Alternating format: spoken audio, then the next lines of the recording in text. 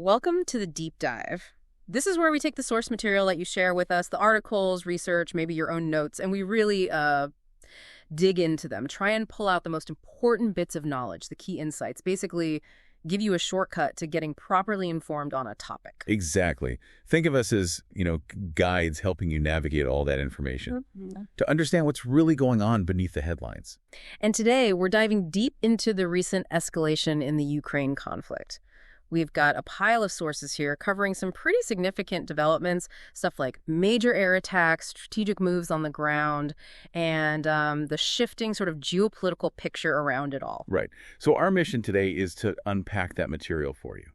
We're focusing specifically on the recent, really impactful events, the strategic shifts the sources are highlighting, and those complex geopolitical dynamics playing out right now.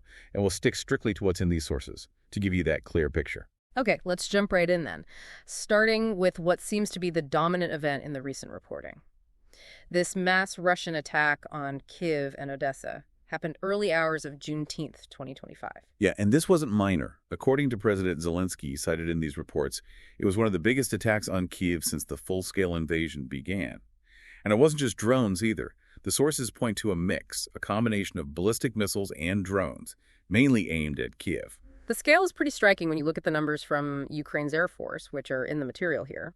They reported Russia launched this huge wave, 315 Shahed-type attack drones and decoys, Shaheds. Those are the Iranian-designed ones. Russia's now making themselves too, calling them Engineering. Right, and on top of the drones, 7 metals, 2 North Korean KN-23 ballistic missiles, and 5 Iskander-K cruise missiles. So Ukraine's air defenses must have been incredibly busy. Absolutely. The Air Force reports indicate they managed to shoot down all 7 missiles. For the drones, it gets a bit more complex. They intercepted 213 of the attack drones. Another 64 were either lost or jammed by electronic warfare. Okay, so EW systems taking some out too. Yeah, tech designed to disrupt them with signals. Different sources give slightly varied totals.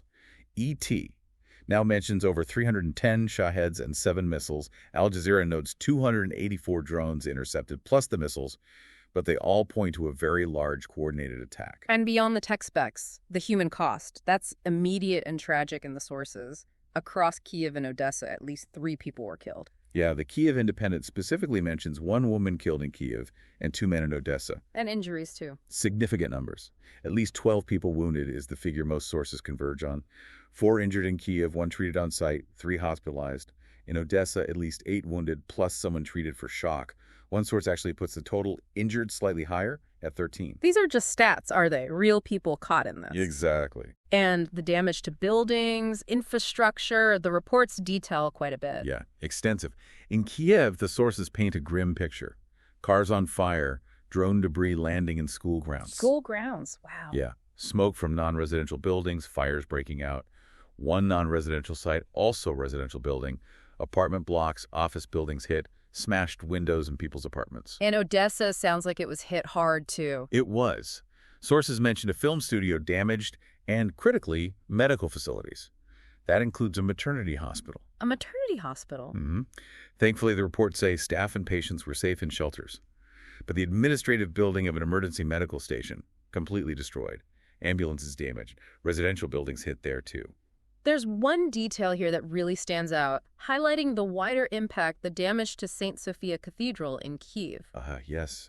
That's huge. It's not just any church. It's 11th century, a UNESCO World Heritage site, hugely important, culturally and historically. So what happened to it? The culture minister, Mykola Tuchitsky, is quoted calling the attack a strike at the very heart of our identity. The interior wasn't directly hit, apparently, but the blast wave damaged the cornice that's like the decorative ledge on the central apse. So even the shock wave is a problem. Definitely.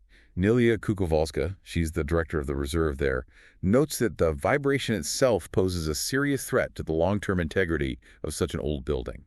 It just shows these attacks hit more than just military targets. They damage the cultural fabric. And the sources seem pretty clear. This Juneteenth attack, while maybe one of the biggest recently, isn't like a one-off. No, not at all. The BBC specifically mentions a sharp rise in Russian drone attacks on Ukrainian cities. They call this specific barrage typical of the new norm. The new norm, that sounds pretty bleak. Are there numbers backing that up? There are. For the first time in May, The total number of drones fired apparently went over 4,000, and since early June, the average has been about 256 projectiles per day, mostly drones. Per day. That's relentless. It is.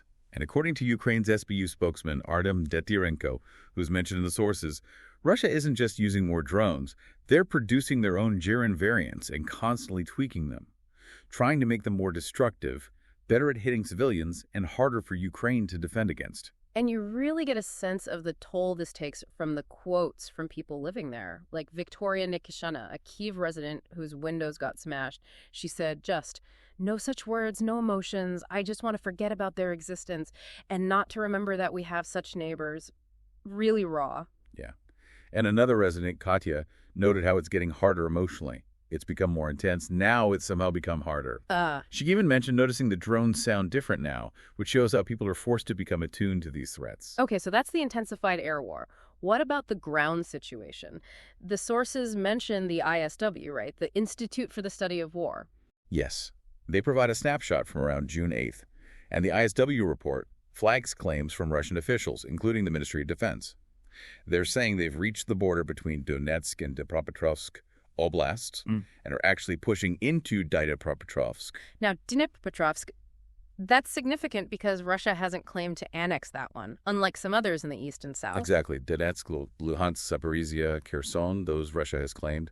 Dnipropetrovsk, they haven't. So pushing into it would be a notable development, if true. If true, so there's doubt.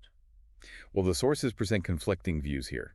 Ukrainian sources, like Andrei Kovalev from the General Staff, flatly deny the Russian claims. They call it Russian disinformation. He confirms there is fighting near the border. Satellite data apparently shows heat spots and craters consistent with that, but Ukraine insists Russian forces haven't actually crossed into Dnipropetrovsk proper. Okay.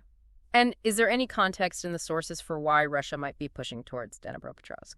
Yes.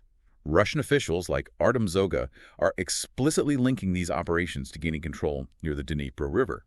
This ties into the whole Novorossiya idea, that historical term for southern and eastern Ukraine that some Russians see as historically theirs. Ah, right, that concept. And the Ukrainian official, Colonel Pavlo Balisa from the presidential office, is cited saying Russia's goal is apparently to occupy eastern Dnipropetrovsk by the end of 2026. Zogi even claimed their 90th Tank Division is closing the strategic gates to the Dnipro. Yeah. So very strategic language being used. The sources also mentioned fighting elsewhere, right? Not just near Dnipropetrovsk. Correct. Ongoing Russian offensive efforts mentioned in directions like Toretsk and Pokrovsk. And there are these interesting, almost bizarre details about tactics. Reports of Russian forces using motorcycles, mopeds, even buggies, and civilian cars for assaults in places like Kharkiv, Kupiansk, Velika Novosokha areas. Motorcycles and mopeds for assaults. Seems so, according to these reports. Maybe for speed or surprise. Unclear. As of June 8th, ISW assessed some marginal Russian advances near Toretsk and Shevchenko, but noted the Shevchenko one likely wasn't brand new. And it's not just Russian attacks. Ukraine strikes back. The sources mention something in Russia. Yes, a reported Ukrainian strike on the Azot chemical plant in Tula Oblast, Russia, also around June 8th. According to Andriy Kovalenko from Ukraine's Center for Countering Disinformation, this plant makes explosives for Russian artillery, bombs, missiles. So it's a significant target. Did Russia confirm anything? The Tula Oblast governor, Dmitry Milyev, confirmed a drone crash and a fire there. Okay, so escalating air attacks, ongoing ground maneuvers. Let's shift, using the sources, to the sort of geopolitical side. Peace prospects, international relations. Zelenskyy's interviews and ISW seem key here. They are. And what really comes through from the sources is this picture of Russia appearing, well, pretty uninterested in genuine peace talks right now. For instance, during talks in Istanbul on June 2nd, Russia reportedly just rejected a Ukrainian proposal for a 30-day ceasefire. Just rejected it outright. Apparently so, based on the reporting. And the ISW report goes into something else, right? About prisoner exchanges or bodies. Yes, it's quite specific. ISW assesses it as a Russian disinformation campaign around repatriating the bodies of soldiers killed in action, KIA. A Russian general, Alexander Zorin, claimed on June 8th that Ukraine had failed to accept bodies, accusing them of delaying things. But Ukraine disputes this. Strongly. The Ukrainian side, through intelligence chief Kirilo Budanov and spokesperson Andrei Yusov, tells a different story.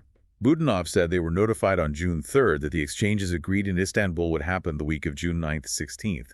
Yusuf added Ukraine was preparing, the exact date wasn't fixed yet. And crucially, he claimed Russia filmed their press conference, pushing this narrative far from the actual exchange spot. Using specific journalists, too. Yes, Yusuf mentioned journalists from outlets like Hezbollah-affiliated Al Mayadeen and Qatari-owned Al Arabi Al Jadid being used to promote Russia's narrative, framing Ukraine as Nazi and Russia as fulfilling commitments. So ISW sees this whole episode as evidence, basically. They interpret Russia undermining even these lower-level humanitarian efforts as showing a fundamental lack of interest in real, higher-level peace negotiations.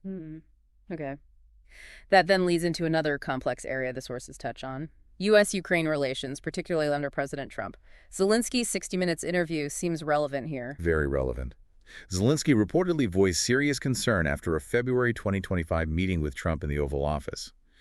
He described Trump making statements Zelenskyy felt were based on an altered reality. Like what? Like reportedly falsely claiming Ukraine started the war and calling Zelenskyy himself a dictator. A dictator, after all the U.S. support. That's what's reported. The sources also mentioned Vice President Vance supposedly suggesting in that meeting that Putin could be trusted and Zelenskyy was creating a false narrative. And Zelensky's reaction? His view, as reported, was that these statements are shaped by Russia's information policy and, frankly, disrespectful to a country the U.S. has backed significantly. So what did he propose? According to the material, a very direct invitation to Trump to come and to visit Ukraine, see the reality on the ground firsthand before making decisions about negotiations. He stressed it wouldn't be some stage tour, but a real look. That really underscores how vital U.S. support is perceived to be, doesn't it? Absolutely. Zelenskyy is quoted expressing concern about any pause in U.S. military aid. He stated very bluntly, "Without the United States, we will suffer great losses, human and territorial." And he frames it not just as helping Ukraine, but... Right. He makes the argument, presented in the material, that by giving Ukraine weapons, other countries are essentially protecting their own people. It positions the conflict as having wider security implications for everyone. Given the attacks we discussed earlier, are Ukrainian officials calling for more specific actions from allies now? Yes, very actively. Zelenskyy tweeted that these Russian strikes drown out the efforts to force Russia into peace. He specifically demanded action from America, saying the U.S. has the power to push for peace. And beyond the U.S. sanctions. Foreign Minister Andrei Sybiha is quoted urging immediate implementation of new, strong sanctions against Moscow. He listed priorities: targeting Russian banks, lowering the G7 price cap on Russian gas even further, and hitting entities that help Russia evade existing sanctions, what they call secondary sanctions. And his argument for why allies should do this? He argues it's essential to our partners because these sanctions defund Russia's war machine, which he says targets allies too, not only us, but also at them. So this complex picture, escalating attacks, ground fighting, tricky diplomacy, does it point towards any future risks mentioned in the sources? The ISW report does flag potential future escalation signals from Russia. They report Russian officials seem to be laying the groundwork, setting the conditions to potentially withdraw from more international arms control treaties. Like which one? They specifically mentioned the INF treaty moratorium. That's the one covering intermediate-range missiles, nuclear-capable ones. And ISW interprets this as Russia preparing for a potential future war with NATO. That's their assessment, based on Russia's rhetoric about the West being a threat and these moves on arms control. a potential future war with NATO. Yeah. That's sobering. It is. And President Zelenskyy himself, in his statements covered by the sources, raises the stakes. He suggests that letting Putin advance further in Ukraine could spiral beyond its borders, potentially becoming a world war, a risk to global security. Okay, so let's try and pull these threads together from the sources you've shared with us. What are the main takeaways? Well, first, the devastating impact of these intensified Russian air attacks. They seem to be the new norm in scale and frequency. Huge human cost, major infrastructure damage, even hitting irreplaceable cultural sites. Right. Then there's the ground war, Russia's still pushing, with officials openly stating strategic aims like reaching the Dnipro River, taking more territory. And third, the really challenging geopolitical environment. Real doubts about Russia's interest in genuine peace talks right now, highlighted by things like that alleged disinformation campaign around KIA bodies. And layered onto all that is the crucial role and the complexities of international support, especially the focus on U.S. consistency and Ukraine's urgent pleas for more decisive action, like tougher sanctions. Yeah. Understanding all these pieces drawn straight from your source material is so important. It helps you, the listener, cut through that constant flood of news, gives you a clearer handle on the multiple realities playing out on the ground, in the air, and in the diplomatic rooms. It really does feel like the conflict is at a critical, very dynamic point, evolving on many fronts all at once. Which definitely leaves us with a big question, something for you to think about after listening. Considering these trends we've talked through, the escalating attacks, Russia's stated ambitions, the roadblocks to peace talks, the whole international support situation, what do you think are the most critical factors that will shape where this conflict goes in the next few months? And how does having these specific details from the sources actually help shape your perspective on what could happen next? A lot to mull over, for sure. Thanks for taking this deep dive with us.